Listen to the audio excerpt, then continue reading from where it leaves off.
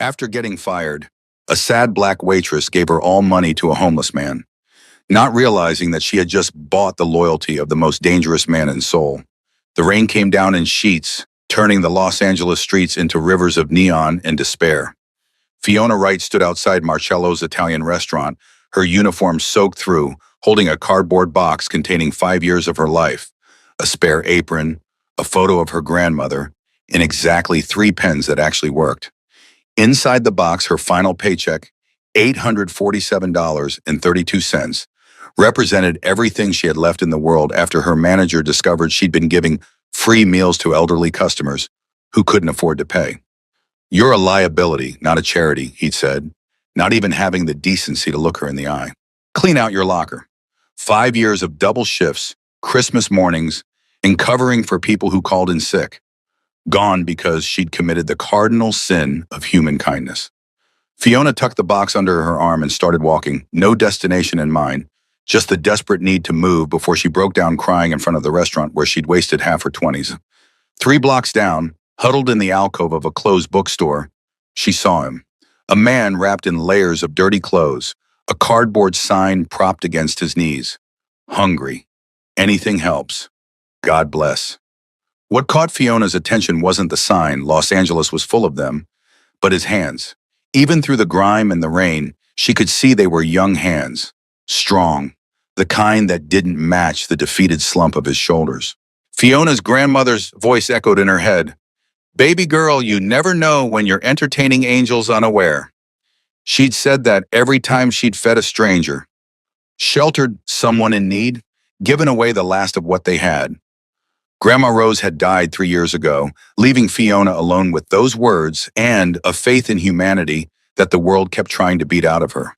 She opened her final paycheck, $847.32. Enough for rent if she ate ramen for a month. Enough to keep her lights on. Enough to survive. But looking at this man in the rain, she thought about what surviving meant, about whether staying alive was worth it if you stopped being human in the process. Before she could think better of it, Fiona crossed the street. Up close, she could see more. He was young, maybe her age, maybe younger.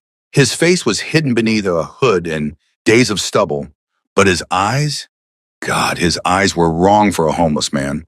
Sharp, aware, calculating in a way that suggested he was seeing more than she realized. And on his neck, just visible above the collar of his jacket, was the edge of what looked like an intricate tattoo. "Hey," Fiona said softly, crouching down to his level. The man's eyes snapped to her, and for a split second she saw something flash across his face, surprise maybe, or recognition of something she couldn't name. "I'm sorry you're going through this. I got fired today, and this is literally all the money I have, but..." She held out the check, her hand trembling. "You need it more than I do." The man stared at the check like it was a weapon. "Miss, that's..." His voice was rough, probably from cold and rain, but underneath was an accent. Korean, maybe. "That's too much. I can't..." "Please," Fiona interrupted. "Take it, cash it tomorrow, get a meal, get somewhere warm. Just, please let me do this one good thing today before the universe convinces me that kindness is stupid." She pressed the check into his hand, stood up before he could argue, and walked away. She didn't see his expression shift from shock to something deeper. Didn't see him stare at the check like it was the most valuable thing he'd ever held. Didn't see him pull out a phone, expensive, new, completely wrong for a homeless man, and make a call. She didn't see any of it because she was too busy crying as she walked home in the rain, wondering what the hell she was going to do now. Fiona's apartment was a studio in a building that generous people called vintage, and honest people called falling apart. Rent was $1,400 a month, due in 6 days, and she now had exactly $0 to her name. She peeled off her wet uniform, threw it in the general direction of the hamper, and collapsed onto her bed, still wearing yesterday's clothes underneath. Her phone buzzed. Text from her best friend, Jasmine. "Girl, you okay? Your Instagram story looked rough." Right. She'd posted a tear-stained selfie with the caption, "When life hands you lemons, it waits until you're already drowning to throw them at your face." Very dramatic, very Fiona. She typed back, "Fired, broke, possibly homeless in a week, living the dream." Jasmine's response was immediate. "Coming over. Wine and bad decisions required. 20 minutes later, Jasmine burst through the door with 2 bottles of cheap wine and a pizza. Okay, talk. What happened? Fiona explained it all. The elderly customers, the free meals, getting caught, getting fired. And then, because she was already spilling everything, she told Jasmine about giving away her last paycheck. You gave a homeless man your entire paycheck? Jasmine's voice went up 3 octaves. Fiona, baby, I love you, but are you insane? How are you going to pay rent? I don't know, Fiona admitted, taking a long drink of wine straight from the bottle. But Jazz, you should have seen him. He was so young and there was something about him. I can't explain it. I just knew I had to help. That something was probably hypothermia and desperation, Jasmine said, but her voice was gentle. Look, I get it. You're Grandma Rose's granddaughter. You help people. It's who you are, but babe, you can't save everyone, especially when you need saving yourself. They drank wine and ate pizza and brainstormed ridiculous money-making schemes until midnight. By the time Jasmine left, Fiona had applied to 15 jobs, signed up for 3 gig economy apps, and accepted that she'd probably have to move back to her mother's house in Riverside. The thought made her want to vomit. She fell asleep still wearing her clothes, phone clutched in her hand, dreaming about sharp eyes and neck tattoos and rain. Fiona woke to pounding on her door at 7 a.m. Groaning, head throbbing from cheap wine, she stumbled to answer it. A man in an expensive suit stood in her hallway looking wildly out of place next to Mrs. Chen's collection of plastic flowers and the water stain that looked like Jesus if you squinted. Fiona Wright? The man asked in accented English. Who's asking? Fiona was immediately suspicious. Men in suits at 7 a.m. never brought good news. My name is Park Ji-hoon. I represent Mr. Choi. He would like to extend an invitation for breakfast this morning. A car is waiting downstairs. He held out a business card. Heavy cardstock, minimalist design, just a name and phone number. I don't know any Mr. Choi, Fiona said, trying to close the door. Ji-hoon's hand stopped it gently but firmly. You helped him last night. In the rain. He wishes to thank you personally. Something in Ji-hoon's expression suggested this wasn't a request she should refuse. Please, Miss Wright, Mr. Choi doesn't make many personal invitations. It would be unwise to decline. The word unwise hung in the air like a threat wrapped in politeness. Fiona's grandmother had taught her to help people, but she'd also taught her to recognize danger. This man screamed danger, but curiosity and the memory of those sharp eyes overrode her sense of self-preservation. Give me 10 minutes, she said. She threw on jeans and her nicest sweater, the burgundy one Grandma Rose had bought her for Christmas 3 years ago, brushed her teeth, attempted to do something with her natural hair that had dried into chaos overnight. In the mirror, she looked exhausted, broke, and slightly terrified. Perfect. The car waiting downstairs was a black BMW with tinted windows. Ji-hoon opened the door for her, and Fiona slid into leather seats that probably cost more than her entire apartment. They drove in silence through early morning Los Angeles, heading toward downtown. Fiona tried to memorize the route, some instinct telling her she might need an escape plan. They pulled up to a restaurant she recognized, Hanjung-sik, a Korean fine dining establishment she'd walked past 100 times but never entered, because even looking at the menu made her bank account weep. Ji-hoon led her inside, through the empty dining room to a private room in the back. And there he was, the homeless man from last night. Except he wasn't homeless at all. He was clean, dressed in black slacks and a fitted black shirt that showed the full extent of the tattoo on his neck. A dragon that seemed to writhe with his pulse. His hair was styled, his face shaved, and those sharp eyes were even more intense in the morning light. He was, Fiona realized with a jolt, absolutely beautiful and absolutely dangerous. Miss Wright, he said standing as she entered. His voice was different now, cultured, educated, the roughness from last night completely gone. Thank you for coming. Please sit. Fiona remained standing. You want to explain what the hell is going on? Why you were pretending to be homeless? Why you brought me here? A slight smile curved his lips. Direct, I appreciate that.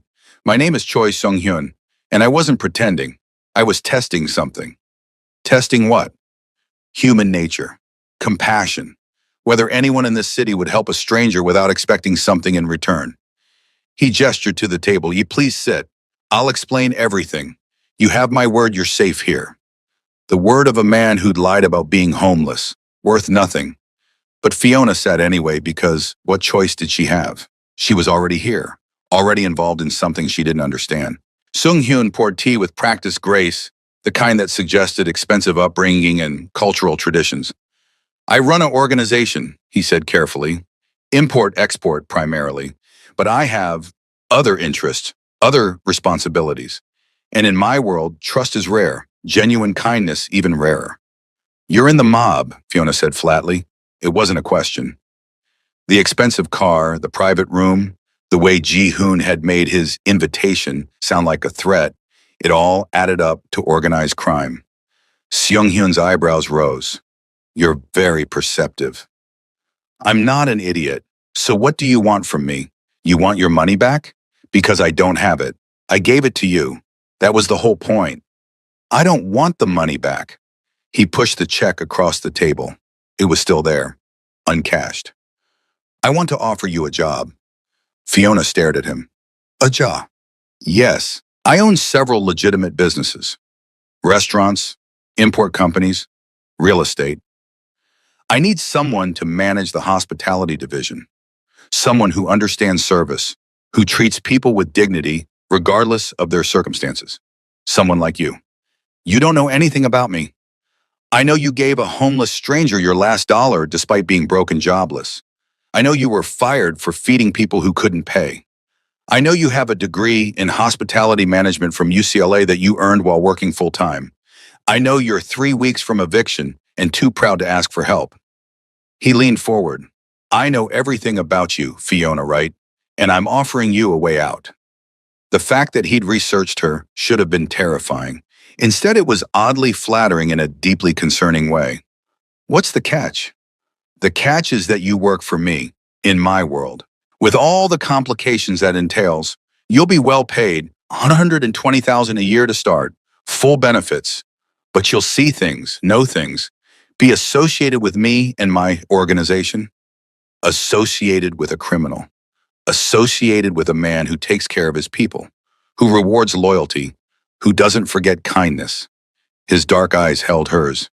You could walk away right now, take your check, find another waitressing job, struggle for years to pay off debt and build something. Or you could take a chance on something different. Fiona should have walked away, should have run. Instead, she heard herself say, what exactly would I be managing? Seung-hyun's smile was slow and satisfied, like he'd known all along what she'd choose. 5 restaurants across Los Angeles. You'd oversee operations, hire staff, ensure quality. The business is completely legitimate. You'd be an employee, not a criminal. Your conscience can rest easy. And if I see something illegal, you won't. I keep my worlds separate. The restaurants are clean. I promise you that. He extended his hand across the table. Do we have a deal, Fiona, right? She looked at his hand, strong, scarred across the knuckles, definitely belonging to someone who'd fought and won. Looked at the check still sitting between them, her last lifeline that he'd never even cashed. Looked at those dark eyes that seemed to see right through every wall she'd ever built. One condition, she said. You tell me the real reason you were out there. The real reason you're offering me this, because I don't buy that it's just about kindness. Men like you don't build empires on sentiment. Seung-hyun was quiet for a long moment. Then, my mother was homeless for 2 years before she died. I was 10. We lived on the streets of Seoul, and people walked past us like we were invisible, like we were trash. The few who helped, who saw us as human, I never forgot them. His voice was carefully neutral, but pain bled through the edges. I test people sometimes. See who still has humanity left. Last night, you were the only one. 37 people walked past me. You were the only one who stopped. Fiona felt something crack open in her chest. I'm sorry about your mother. Don't be. She taught me everything I needed to survive, including the value of recognizing rare people when you find them. He extended his hand again. So, do we have a deal? Fiona took his hand. His grip was firm, warm, and electric. We have a deal. But Seung-hyun, if you're lying to me, if this goes sideways, I will burn your empire to the ground. His laugh was genuine, transforming his face into something younger, lighter. I believe you, which is exactly why I want you working for me. The first restaurant was in Koreatown, a sleek modern space called Moonlight that served traditional Korean cuisine with contemporary flair. Sung-hyun's driver, not Ji-hoon, but another serious man in a suit, dropped Fiona off at 9 a.m. on Monday morning with a key card, employee handbook, and instructions to make it better. Inside, she found chaos. Servers arguing in Korean, a line cook screaming at a dishwasher, the manager nowhere to be found. Fiona stood in the doorway, took a deep breath, and channeled every lesson Grandma Rose had ever taught her about leadership and grace under pressure. "Excuse me," she said loudly. The arguing continued. "Excuse me." The kitchen fell silent. 20 pairs of eyes turned to stare at her. The new girl, the black woman walking into a Korean restaurant like she owned it. She could see the skepticism, the resentment, the immediate dismissal. "My name is Fiona Wright. As of today, I'm your new operations manager. I know some of you are wondering what qualifications I have. Here's what you need to know. I've worked in restaurants since I was 16. I've been a server, a hostess, a line cook, and a manager. I've handled health inspections, food critics, and drunks who throw up in the bathroom. And I guarantee I've worked longer, harder shifts than any of you have ever imagined." She walked further into the kitchen, meeting eyes, refusing to look away. "I'm not here to make your lives harder. I'm here to make this place run smoothly, treat staff fairly, and serve food that makes people want to come back. If you can get on board with that, we'll do great. If not, there's the door." Silence. Then a young server, couldn't have been more than 19, started clapping. Slowly, others joined in. Not everyone. Some walked out. But enough stayed that Fiona knew she could work with this. The manager finally appeared. Min Seo, a woman in her 40s with sharp eyes and an even sharper tongue. "You're the boss's new project," she said in accented English. "I've seen plenty of his projects come and go." "I'm not a project," Fiona said calmly. "I'm your supervisor, and we're going to make this place successful whether you like me or not. Now show me the books. I want to see everything. Inventory, payroll, customer feedback, health inspection reports. Everything." They spent the next 6 hours going through operations. Fiona discovered discrepancies in inventory, scheduling that made no sense, and a payroll system that was definitely skimming off the top. By 5 p.m., she'd fired 2 people, promoted 3, and restructured the entire schedule. Min Seo watched with grudging respect. "You're better than I expected," the older woman admitted. "Most people the boss brings in don't last a week. Too soft. But you," she gave Fiona an appraising look, "you have steel in you." "My grandmother taught me that kindness and strength aren't opposites," Fiona said. "You can be both. You should be both." Seong-hyun appeared just as Fiona was leaving, stepping out of the kitchen covered in sweat and fryer grease. He looked infuriatingly perfect in a charcoal suit, not a hair out of place, while she felt like she'd been through a war. "How was your first day?" he asked with that slight smile that was becoming familiar. "I fired your manager's nephew for stealing and your head server for sexual harassment. If that's a problem, I'll leave right now." Fiona crossed her arms, defensive. "It's not a problem. It's why I hired you." He gestured to his car. "Let me drive you home. We should talk about the other restaurants." Fiona should have said no, should have maintained professional boundaries, but her feet hurt. She was exhausted, and the thought of waiting for the bus was enough to make her want to cry. "Fine, but we stop for food. I'm starving." They ended up at a taco truck in Inglewood, sitting on the hood of his BMW eating carne asada like it was normal for a crime boss and his new employee to have an impromptu picnic. Sung-hyun had ditched his jacket, sleeves rolled up to reveal more tattoos running up his forearms, intricate patterns she couldn't quite make out in the streetlight. "You're staring," he said without looking at her. "Your tattoos, what do they mean?" "They tell a story, my story, where I came from, what I've served, who I've lost." He turned his arm so she could see better. "This one is for my mother, this one for my first kill." "Your first kill?" Fiona dropped her taco. "I told you what I am. I don't hide it." His eyes met hers, unflinching. "Does that scare you?" "Yes," she admitted. "But also, no, I don't know. You're confusing." "Confusing how?" "You run a criminal empire, but you test people's kindness by pretending to be homeless. You have tattoos commemorating murder, but you fund soup kitchens. You're dangerous, but you eat tacos off a food truck in Inglewood. I can't figure you out. Maybe that's the point. Maybe I'm exactly as complicated as the world made me. He finished his taco, wiped his hands with deliberate precision. Tell me about your grandmother. The subject changed through her. Why? Because you mentioned her, and because people who help strangers in the rain usually learned it somewhere. So Fiona told him about Grandma Rose, who'd raised her after Fiona's parents died in a car accident when she was 8. About the tiny house in Riverside that always smelled like cornbread and always had room for one more at the table. About learning to cook at her grandmother's elbow, learning that food was love made tangible. About Rose's death 3 years ago and how Fiona had fallen apart, moved to LA to escape the memories, and spent the last 3 years just surviving. She sounds like she was remarkable, Seung-hyun said softly. She was. She'd have liked you, I think. She always said you could tell a person's character by how they treat people who can't do anything for them. What's your verdict? On my character? Fiona looked at him, really looked, at the expensive clothes and dangerous tattoos, but also at the way he'd listened without interrupting, the gentleness in his hands despite their violent history, the grief in his eyes that matched her own.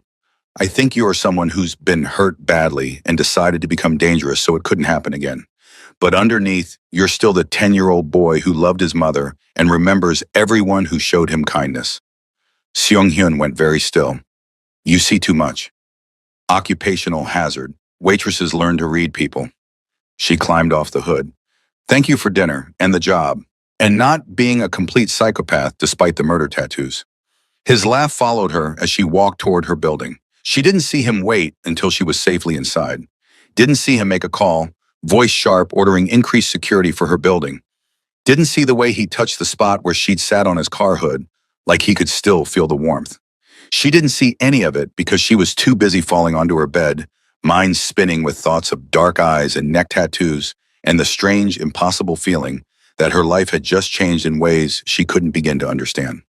3 weeks later, Fiona had transformed Moonlight from chaotic to efficient. Revenue was up 30%. Staff turnover had dropped to 0. And food critics who'd previously ignored the place were suddenly writing glowing reviews. She'd done it all while maintaining rigid professional distance from Seung-hyun, who had an infuriating habit of appearing at random times to check on operations. You're here again, Fiona said without looking up from inventory sheets. She'd developed a sixth sense for his presence. The way the air changed, the way staff suddenly stood straight, or I own the place. I'm allowed to visit. You visit 3 times a week. That's not checking operations. That's stalking. I prefer to call it invested interest. He leaned against her desk, too close. He was always too close, invading her space with his expensive cologne and magnetic presence. Have dinner with me. Not work, just dinner. No. Why not? Because you're my boss. Because it's inappropriate. Because you're a criminal. Pick a reason. I'm technically not your direct supervisor. The company is structured so... Seung-hyun, she finally looked up, meeting those dark eyes that still made her pulse race despite her best efforts. No. He was quiet for a long moment. Then, are you afraid of me? Yes. Good. You should be. I'm a dangerous man. I'm not afraid because you're dangerous. I'm afraid because I like you. And that's a problem.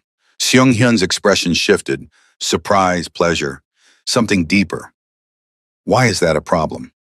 Because this can't happen. Because you're you and I'm me. Because I finally have a good mind and stability and I can't risk it for... She gestured vaguely between them. For what? Say it.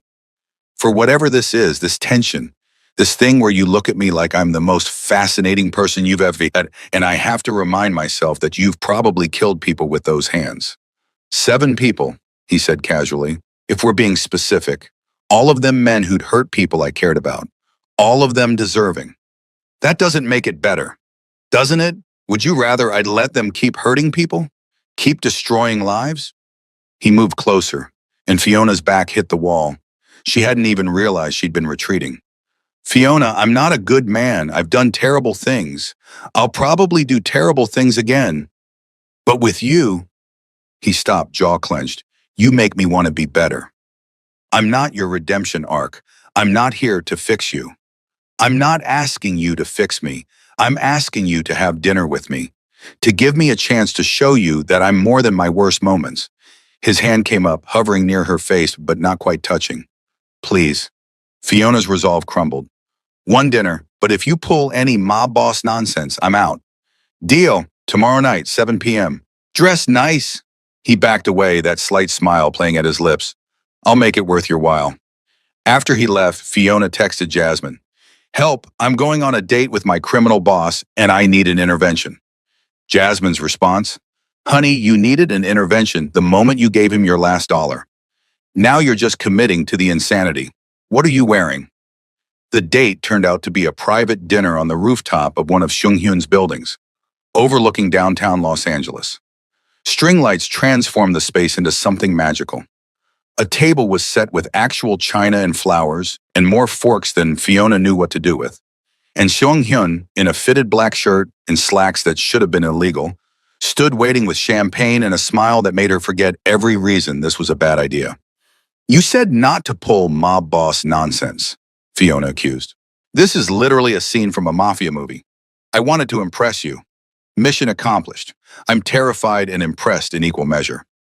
Dinner was 7 courses, each more incredible than the last. Seung-hyun had hired a private chef who apparently knew Fiona's favorite foods, how she didn't want to know, and created a menu that was part Korean, part Southern soul food, part pure decadence. They talked about everything and nothing, about growing up poor, about loss, about the strange paths that had led them both to this moment. Tell me something nobody knows about you, Seung-hyun said over dessert. I wanted to be a chef, not a hospitality manager. A chef. But culinary school was too expensive, and by the time I could have afforded it, I'd convinced myself I was too old to start over. You're 26. That's not too old for anything. Says the man who probably runs a criminal empire from his phone. I'm 28, and I did start over. When my mother died, I could have stayed in Seoul, stayed small. Instead, I came here, built something, became someone. He leaned forward. It's never too late to become who you're meant to be. And who am I meant to be? I don't know, but I want to find out. I want to be there while you figure it out. Something in Fiona's chest cracked open. This man, this dangerous, beautiful, impossible man, looked at her like she contained universes, like her dreams mattered, like she mattered. I should go, she said, standing abruptly. This is too much. You're too much. Seung-hyun stood too, moving around the table with predatory grace. Too much how? Too perfect, too attentive, too everything. Men like you don't exist. And if they do, they don't look at women like me the way you're looking at me right now. Women like you? Black, broke, ordinary. I'm a waitress you met on the street, Seung-hyun, not some glamorous woman worthy of rooftop dinners and champagne. His expression darkened. Don't do that. Don't diminish yourself. You're the most extraordinary person I've ever met, and your race and bank account have nothing to do with it. Then what does? You gave a stranger everything you had without hesitation. You see people, really see them, when the rest of the world looks through them. You rebuilt my restaurant in 3 weeks through sheer force of will and competence. You're brilliant and kind and strong, and you look at me like I'm human instead of a monster. He closed the distance between them. That's what makes you extraordinary. Not your resume. You. Fiona felt tears prick her eyes. I don't know how to do this. How to be with someone like you. You think I know how to be with someone like you? I've spent my adult life surrounded by violence and betrayal and calculating alliances. I don't know how to be gentle, how to be good. But Fiona, I want to learn with you. She should have left, should have protected herself. Instead, she reached up and traced the tattoo on his neck, the dragon that had caught her attention that first rainy night. Tell me about this one. His breath caught. It represents transformation, the dragon that rises from nothing to become powerful. My mother's favorite story. She'd be proud of you. I don't know about that. I've done things she'd hate. But you've also done things she'd love. The soup kitchens, the scholarships, the second chances you give people. Fiona's hand dropped to his chest, feeling his heartbeat through the thin fabric. You're not just your worst moments, Seung-hyun. You're all of it. The violence and the kindness, the danger and the gentleness. All of it. He kissed her then, and it was nothing like Fiona expected. It was soft, tentative, like he was afraid she'd break or disappear. She kissed him back, pouring 3 weeks of tension and longing into it, and felt him respond, hands sliding into her hair, pulling her closer, deepening the kiss until they were both breathless. When they finally broke apart, Seung-hyun rested his forehead against hers.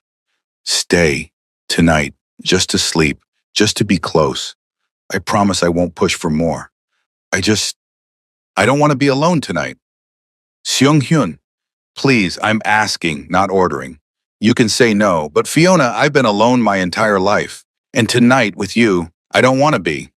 She should have said no, should have maintained boundaries. Instead, okay, but I'm sleeping in your shirt because this dress is not comfortable for overnight wear. His smile was brilliant. Deal. Seung-hyun's penthouse was masculine minimalism. All clean lines and expensive furniture and windows overlooking the glittering city. But there were personal touches. Photos of a woman who had to be his mother. Books in Korean and English. And in one corner, a small shrine with candles and incense and a photo of the same woman, younger, smiling. You honor her, Fiona said softly. Every day. Everything I do is for her memory. He gave her one of his shirts, soft, expensive cotton that smelled like him, and Fiona changed in his bathroom while trying not to have a panic attack about the fact that she was spending the night with a man she'd known for 3 weeks. A criminal. Her boss. This was insane. But when she emerged and found him already in bed, looking younger and more vulnerable without his armor of suits and confidence, insanity seemed reasonable. They lay facing each other in the darkness, not touching, just existing in the same space. Tell me about your first kill, Fiona whispered. She didn't know why she asked. Maybe because she needed to know all of him, not just the parts he showed the world. Seung-hyun was quiet for so long she thought he wouldn't answer. Then, I was 17. A man had been hurting the women in our neighborhood, young girls. The police didn't care because we were immigrants, poor, invisible. So I handled it. How did you feel after? Sick, powerful, terrified, like I'd crossed a line I could never uncross. His eyes found hers in the darkness. Does that disgust you? It should, but no, you protected people who couldn't protect themselves. That's not evil. That's just complicated. You're the only person who's ever said that, who's ever tried to understand instead of just judge. Everyone's more than their worst moment. Even you. He pulled her closer then, and Fiona went willingly, tucking herself against his chest and listening to his heartbeat. Strong, steady, real. They fell asleep like that, two broken people finding unexpected comfort in each other. Fiona woke to her phone buzzing insistently. Jasmine's name flashed on the screen along with 15 missed calls. Panic spiked through her as she answered. Where the hell have you been? Jasmine's voice was frantic. I've been calling for hours. I'm fine. I'm at... Fiona stopped, realizing Seung-hyun was already awake, watching her with dark, concerned eyes. I'm safe. What's wrong? Someone broke into your apartment last night, tore the place apart. The police are here. Fiona, they left a message. On your wall. In blood. Ice flooded Fiona's veins. What did it say? Jasmine's voice dropped to a whisper. It said, stay away from Choi or die. Seung-hyun was out of bed instantly, phone to his ear, barking orders in rapid Korean. Fiona sat frozen, trying to process. Someone had threatened her, had been in her home, because of him. Get dressed, Seung-hyun said, voice cold and controlled in a way she hadn't heard before. You're not going back there. You're staying here where I can protect you. Protect me, Seung-hyun. This happened because of you, because someone saw us together. I know, which is why I need you safe. Please, Fiona, let me handle this. Handle it how? By killing whoever did this? By starting a war? His silence was answer enough. No, I won't let you kill people because of me. I won't have that blood on my hands. It won't be on your hands. It'll be on mine, where it always is. He cupped her face gently, and the contrast between his tenderness and his words made her want to scream. Fiona, you're mine now, under my protection, and I protect what's mine with everything I have. I'm not yours. I'm not anyone's. I'm just me, and this is crazy. And I need to go home. You can't go home. It's not safe. Please, just trust me. Trust a man who'd lied about being homeless, who killed people, who'd pulled her into a world of violence and danger. Trust him. I need to think. I need space. I need... Her phone rang again. Unknown number. Against her better judgment, she answered. A voice, electronically distorted. Leave Choi Seung-hyun, or we take everything from you. Your gym, your friends, your life. You have 48 hours to decide. The line went dead. Fiona stared at her phone, hands shaking. Seung-hyun took it gently, listened to something she couldn't hear, probably had the number traced already, and his expression went murderous. Pack a bag, he said quietly. We're leaving LA. What? No, I have work. I have responsibilities. You have a target on your back, and until I eliminate it, you are not safe here. His voice brokered no argument. Please, Fiona, let me keep you safe. She wanted to argue, wanted to insist she could handle it herself. But the fear in her chest was real, and so was the blood on her apartment wall. Where are we going? Somewhere they won't find you. Somewhere I can figure out who's threatening you and end them permanently. They should have called the police, should have handled this legally. But Fiona looked into Seung-hyun's eyes and knew he was going to kill whoever had threatened her. And God help her, she didn't want to stop him. The somewhere turned out to be a beach house in Malibu, tucked away from prying eyes with ocean views and enough security to protect a president. Seung-hyun's people swept the place, set up perimeters, and generally treated it like a military operation. Fiona sat on the deck, wrapped in a blanket, trying to process how her life had gone from fired waitress to potential murder victim in less than a month. They're from a rival organization, Seung-hyun said, joining her on the deck. The Jade Dragons. They've been pushing into my territory for months. Saw you with me, decided to use you as leverage. So this is about business, not me. You are my business now. They know hurting you hurts me.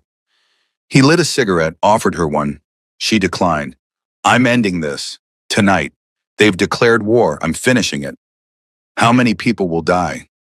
As many as necessary. No hesitation, no apology.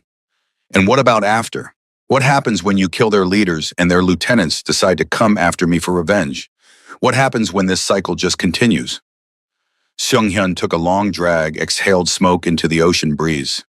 Then I kill them too, and anyone else who threatens you, until they understand that touching you means extinction. That's not a solution. That's just more violence. It's the only solution I know. He stubbed out the cigarette, turned to face her.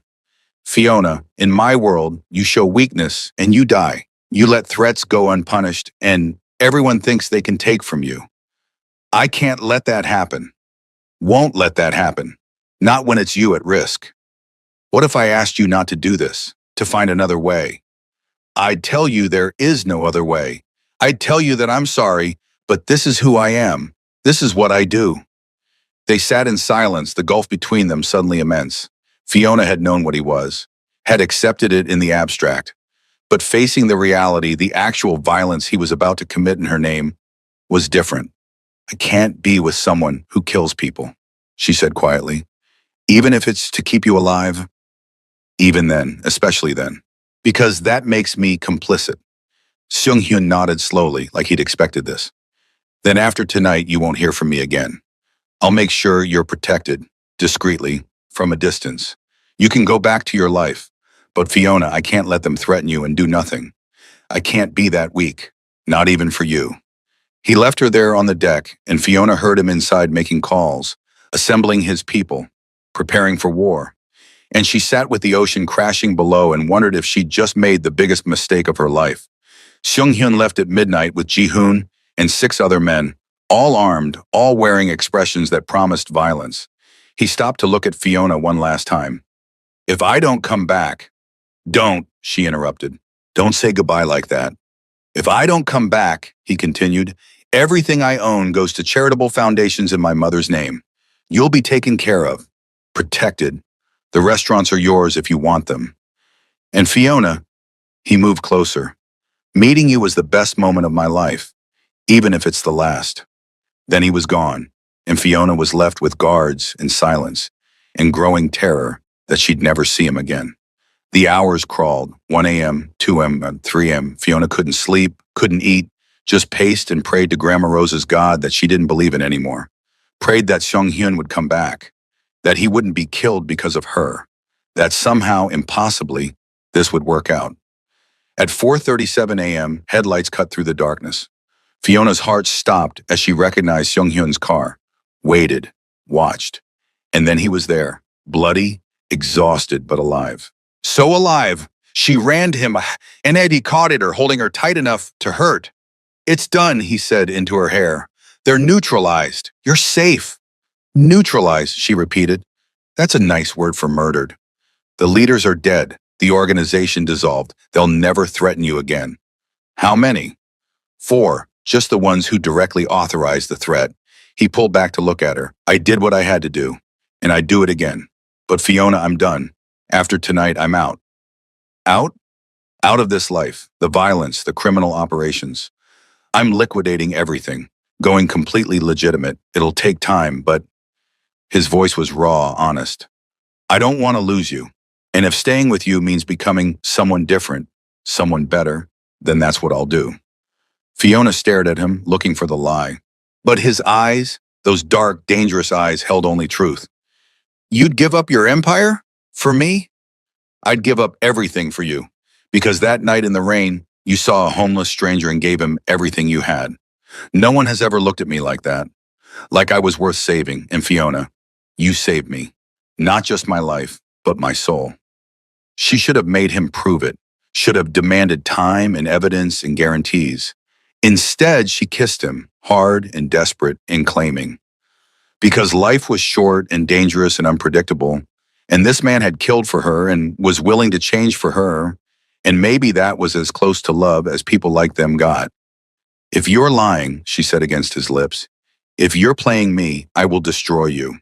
"I believe you, which is exactly why I'm telling the truth." The transition took 6 months. Seung-hyun kept his promise, slowly divesting from criminal operations while strengthening legitimate businesses. There were complications, people who didn't want to let him go, rivals who saw opportunity in his withdrawal. But he handled it all with ruthless efficiency, never letting Fiona see the worst of it. She didn't ask for details, just trusted that he was keeping his word. Meanwhile, she'd expanded to managing all 5 restaurants, hiring staff, creating programs that gave formerly incarcerated people second chances. She'd even started teaching cooking classes on weekends, her own small culinary dream coming true. They were having dinner at Moonlight when Seung-hyun slid a folder across the table. "What's this?" Fiona asked. "Proof, documentation showing all criminal ties severed, every operation sold or shut down. I'm clean. Completely legitimate." He looked nervous for the first time since she'd known him. "I kept my promise." Fiona opened the folder, scanned documents she barely understood. Corporate dissolution papers, asset transfers, legal agreements. "You really did it. I did it for you, for us, for the possibility of a future that doesn't involve looking over our shoulders." He reached across the table, took her hand. "Fiona Wright, I love you. I've loved you since you gave a homeless stranger your last dollar. I've loved you through every argument and complication and moment of doubt. And now I'm asking, will you build a life with me? A real life without violence or danger or secrets?" Fiona felt tears prick her eyes. "You're proposing?" "Not yet. First, I need you to trust that I've changed, that I can be the man you deserve. Seung-hyun, you've always been that man. You just needed a reason to believe it yourself." He came around the table, pulled her up, and kissed her like she was oxygen. "I love you," he said between kisses. "I love you. I love you. I love you too, my impossible, dangerous, reformed criminal boyfriend who I met while giving away my last dollar. That was the best investment you ever made." "Yeah," Fiona said, laughing through tears. "Yeah, it really was." 1 year later, they were married in a small ceremony that combined Korean and African American traditions. Jasmine was maid of honor, Ji-hoon was best man, and Mrs. Chen from Fiona's old apartment building cried through the entire thing. Seung-hyun wore a traditional Korean hanbok. Fiona wore a dress that Grandma Rose would have loved, and they exchanged vows that promised honesty, partnership, and love through whatever complications life threw at them. The restaurants flourished. Seung-hyun's legitimate businesses thrived, And Fiona finally enrolled in culinary school part-time, pursuing the dream she'd given up on. They bought a house in View Park, adopted 2 rescue boys, and slowly built the kind of life neither of them had thought possible. Sometimes, late at night, Fiona would trace the tattoos on Seung-hyun's skin, the dragon, the memorial to his mother, the new one he'd gotten after they met, her name in Korean characters over his heart. "Do you regret it?" she'd ask, "giving up everything?" "I didn't give up everything," he'd say. "I traded violence for peace, power for partnership, an empire for a home. That's not loss, that's wisdom." And Fiona would think about that rainy night, about a homeless stranger and a final paycheck in a moment of kindness that changed everything. About how sometimes the worst days lead to the best lives. About how love doesn't always look like fairy tales. Sometimes it looks like blood and danger and impossible choices that somehow work out. 2 years after their wedding, Fiona opened her own restaurant, Rose's Kitchen, named for her grandmother. It serves soul food and Korean cuisine side by side, a fusion of their 2 worlds. On opening night, she stood with Seung-hyun, looking at the line of people waiting to get in, and felt Grandma Rose's presence like a warm hand on her shoulder. "She'd be proud," Seung-hyun said, like he could read her mind. "She'd be horrified I married a criminal." "Former criminal. I'm completely reformed now. Ask anyone." "You still have a gun in the nightstand." "Old habits. Plus it makes me feel better knowing I can protect you if needed." Fiona rolled her eyes but smiled. Because yes, he still had dangerous instincts, still scared people when he wanted to, still had the coiled danger of someone who'd survived the streets of Seoul and the criminal underworld of Los Angeles. But he'd also learned to be gentle, to be present, to be exactly what she needed when she needed it. They cut the ribbon together, and as the first customers filed in, Fiona thought about that cardboard sign. Hungry.